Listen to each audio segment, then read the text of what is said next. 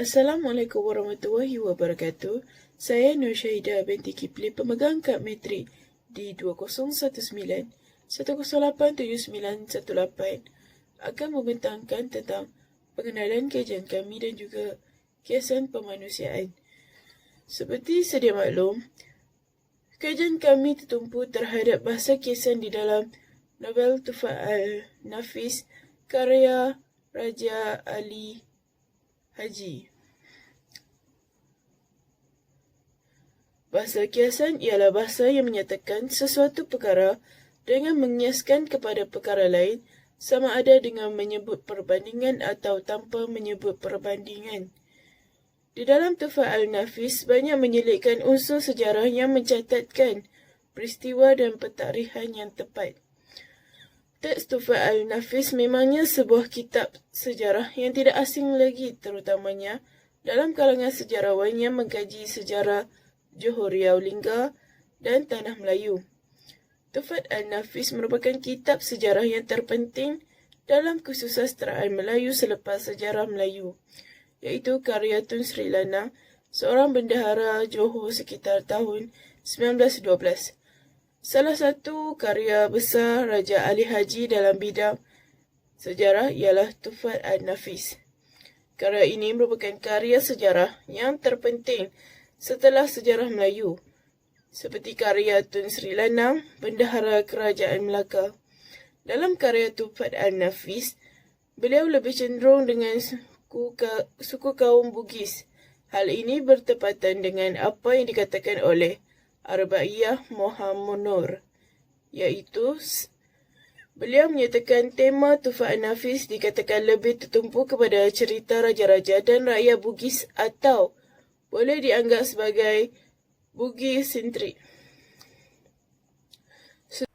Assalamualaikum warahmatullahi wabarakatuh dan salam sejahtera. Saya Nur Fadilah binti Ahmad, pemegang nombor kad matrik di 2019-1087871. Saya akan membentangkan beberapa bahasa kiasan yang terdapat dalam karya Tufat Al-Nafis.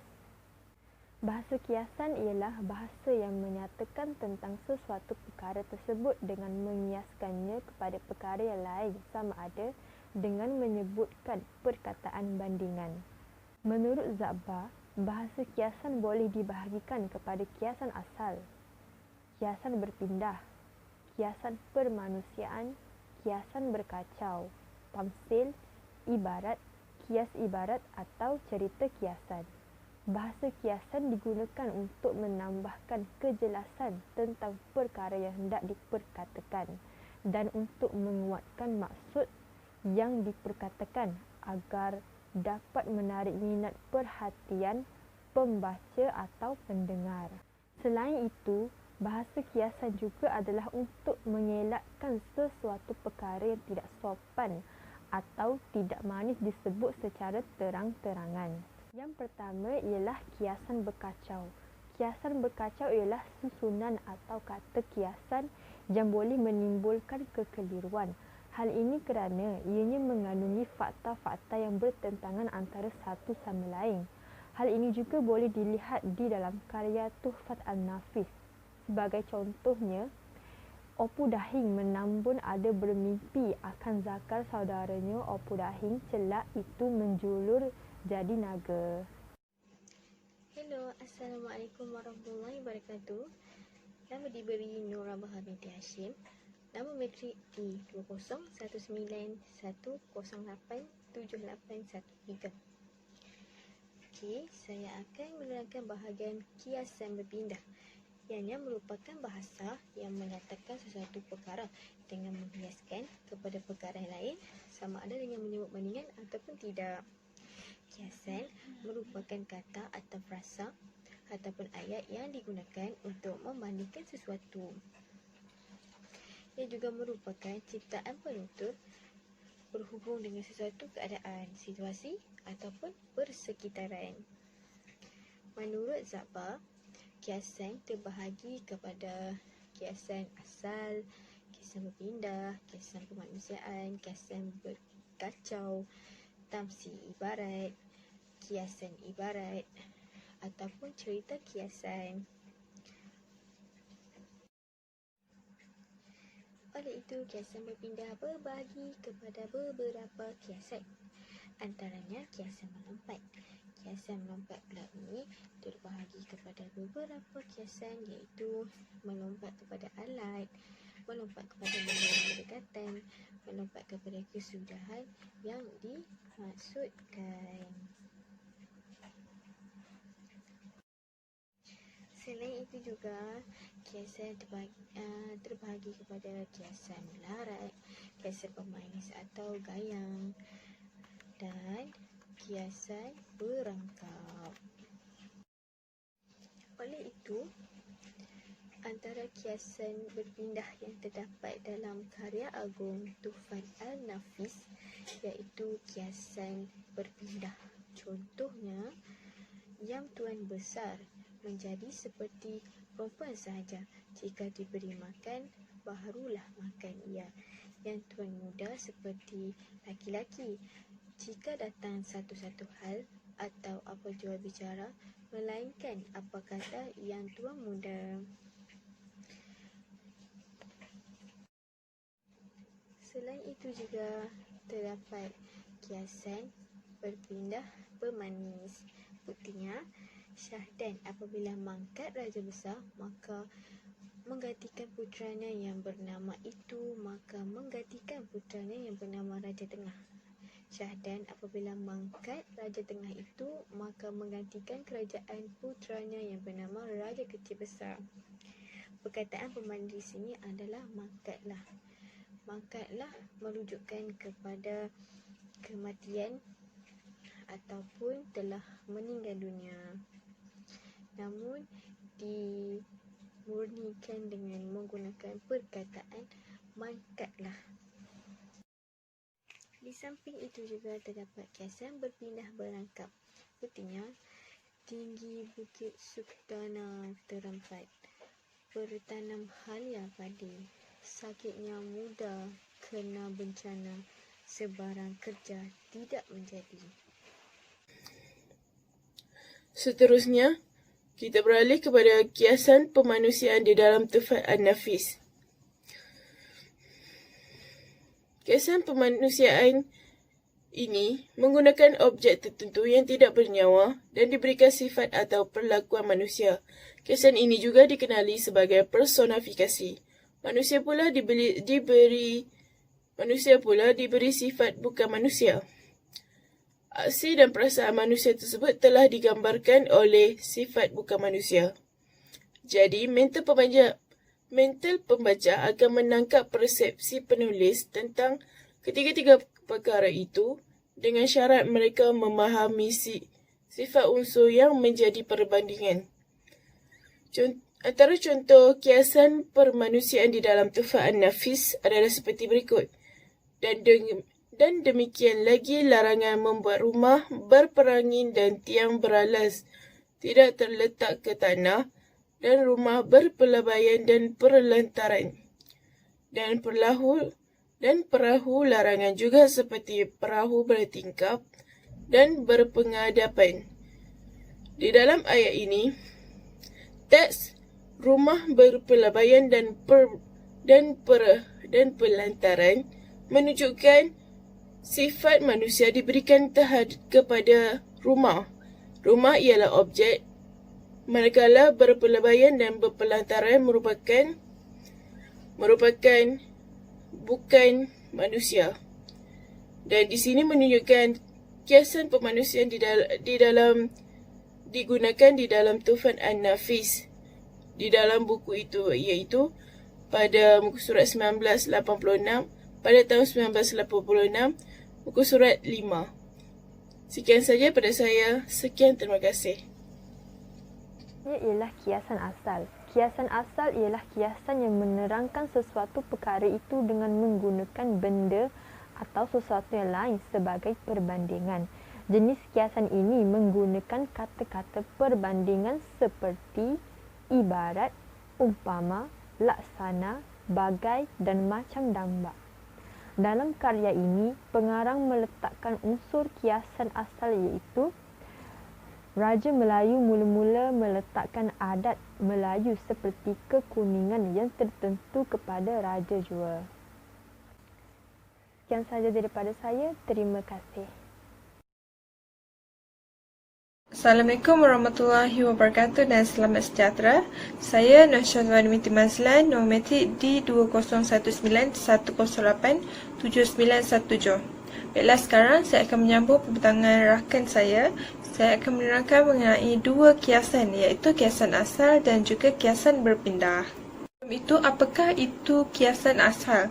Kiasan asal merupakan satu kiasan yang menerangkan sesuatu perkara dengan menggunakan benda untuk atau sesuatu yang lain untuk melakukan perbandingan. Dalam karya ini, pengarang telah meletakkan unsur kiasan asal, iaitu dalam petikan menyatakan Raja Melayu mula-mula meletakkan adat Melayu seperti kekuningan yang tertentu kepada Raja.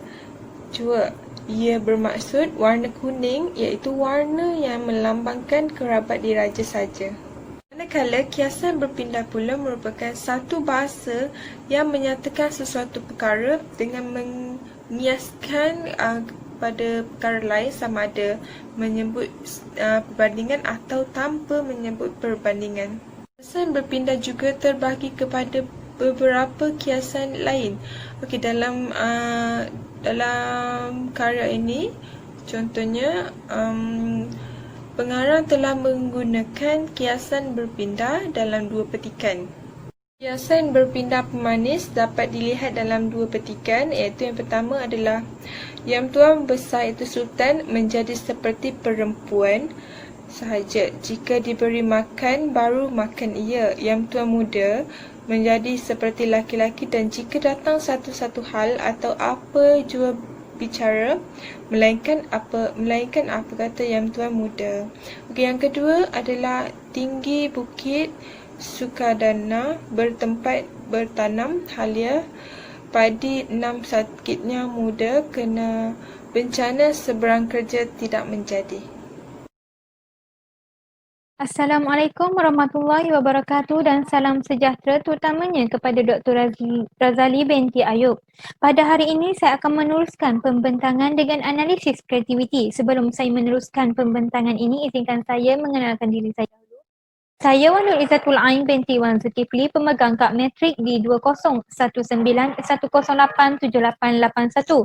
Pada hari ini saya akan menerangkan skema pengulangan. Skema pengulangan terbahagi kepada tiga, iaitu anafora, aliterasi dan epanalipsis. Anafora merupakan pengulangan perkataan yang sama atau sekumpulan perkataan pada permulaan yang berturutan.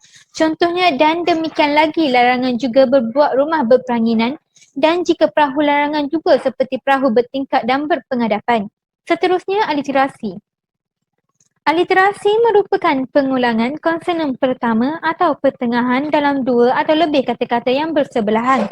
Contohnya, berbuat, berperanginan, beralas, berperbalayan dan berpelantaran. Yang terakhir iaitu epanalipsis. Epanalipsis merupakan pengulangan kata akhir sesuatu klausa yang dinyatakan pada awal klausa.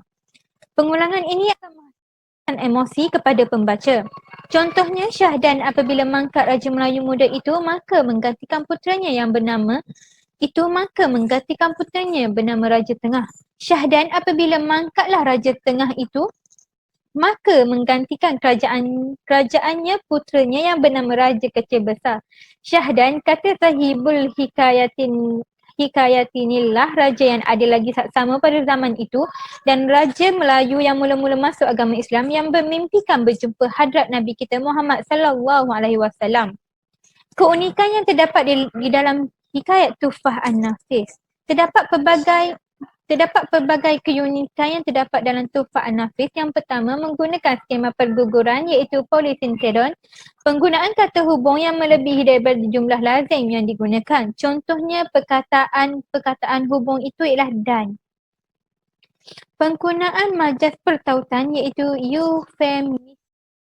Bahasa yang tidak menyinggung perasaan atau kata-kata pemanis bagi menggantikan kata-kata yang mungkin boleh menghina, kasar, biadab dan tidak menyenangkan pendengar. Contohnya, mangkat, puteranya dan sebagainya. Penggunaan majas perbandingan, bahasa yang bersifat membandingkan dua hal yang hakikatnya berlainan atau dengan sengaja dianggap sama. Contoh yang pertama iaitu kiasan perbanis. Perbandingan tidak tepat untuk melindungi suatu makna yang kurang elok. Contohnya, mangkatlah putranya atau zakarnya. Kiasan berangkap. Perbandingan cara yang berbeza atau bersajak ataupun berpantun. Tinggi bukit Sagana, tempat bertahanan halia padi, sakitnya muda, kena bencana, sebarang kerja tidak menjadi. Penggunaan majas pertentangan.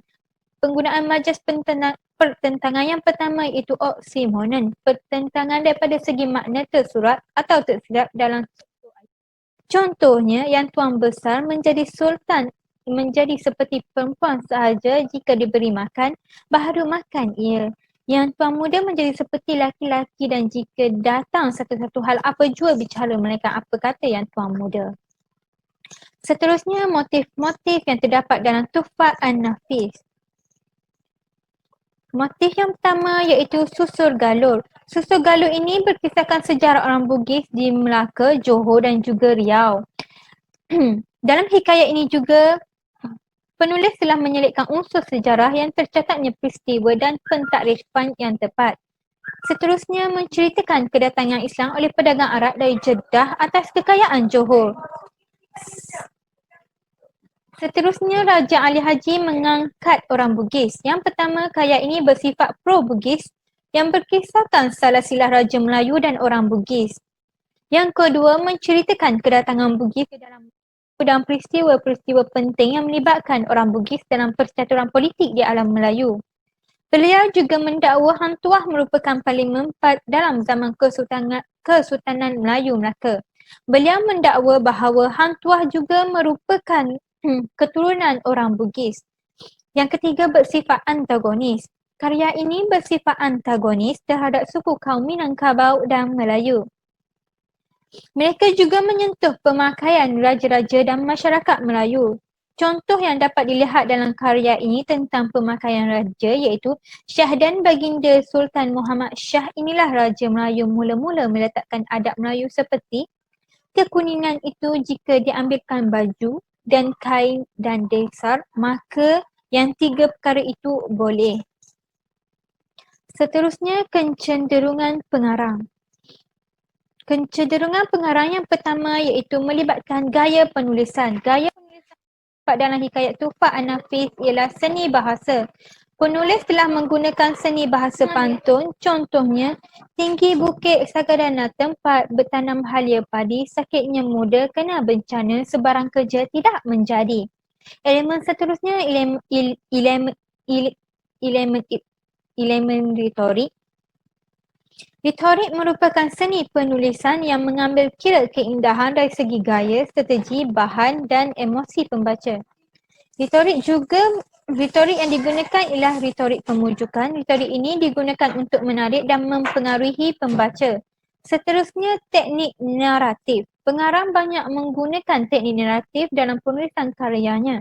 Teknik ini ditulis mengikut pengalaman yang diperolehinya. Contohnya, Bismillahirrahmanirrahim. Maka pada ketika di dalam hijrah An-Nabi Sallallahu Alaihi Wasallam 1282 tahun pada 3 hari bulan Syakban yang maha besar, dan berbangkitlah hatiku bahawa memperbuat kitab ini yang disimpan dan di dalamnya menyatakan salah silah dan perjalanan dan tawarikh dan segala kabar-kabar dari kisah-kisah raja-raja Melayu serta Bugis dan kepada segala anak-anak mereka itu. Sekian, terima kasih. Seterusnya, saya akan menyerahkan pembentangan kepada rakan saya yang lain. Kesimpulannya, naskah ini merupakan antara karya masyhur yang dikarang oleh Raja Ali Haji. Kepadatan isi kandungan dipenuhi dengan ciri-ciri persejarahan moden. Buktinya, hasil bentuk penulisannya menggambarkan kepribadian yang memiliki pemerhatian yang tajam dan berprinsip tinggi. Sepanjang penghasilan naskah Tuhfat An-Nafis, beliau telah menerapkan nasihat berunsur dakwah kepada pembacanya. Pendekatan yang digunakan dalam menyampaikan karya ini dengan berkesan adalah melalui gaya bahasa yang tepat dan menarik. Daya kreativiti yang dibuktikan melalui kepelbagaian jenis kiasan, termasuk kiasan asal, kiasan berpindah, kiasan pemanusiaan dan kiasan berkacau. Berbagai bentuk teknik juga digunakan dalam setiap bait ayat yang diterjemahkan. Keunikan yang dimaksudkan adalah pergunangan, perbezaan kiasan, kecenderungan dan motif penyampaian. Bukan itu sahaja, malah karya agung Nufal Al-Nafis ini juga menunjukkan keunikan daripada karya lain. Hal ini demikian kerana dalam karya ini kesemua mitos telah digugurkan kecuali mitos pengislaman. Di dalam Nufal Al-Nafis, raja bukan lagi dewa, raja juga boleh dipecat dan pembunuhan serta pemecatan raja tidak akan menyebabkan berlakunya tulah. Oleh itu, jelaslah bahawa karya agung Nufal Al-Nafis merupakan antara karya yang berkualiti tinggi dan bermanfaat kepada masyarakat. Jadi, kita sebagai pewaris generasi akan datang perlu sentiasa menghargai karya sebegini kerana ia dapat dijadikan aset negara bagi menaikkan nama tanah air dalam bidang penulisan sastra kelak.